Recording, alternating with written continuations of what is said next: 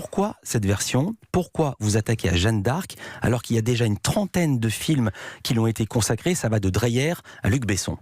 Mais je pense qu'il y a une trentaine de films, parce que justement, c'est une histoire formidable. C'est un scénario parfait. C'est l'histoire extraordinaire de quelqu'un de tout petit qui vit, qui est une fille très simple et qui va devenir quelqu'un d'extraordinaire, qui va devenir quasi sainte, pas même sainte d'ailleurs.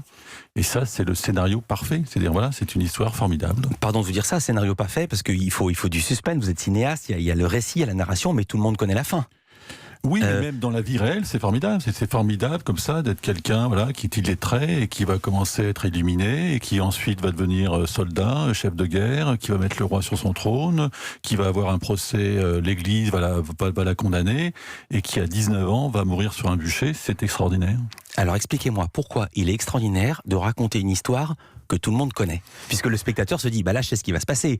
Elle va essayer de marcher sur Paris, bim, elle va être arrêtée, les Anglais vont lui faire un procès, et finalement elle va être brûlée. Parce que Donc, quel est votre travail de cinéaste? Qu'est-ce que vous apportez à cette chose que chacun connaît?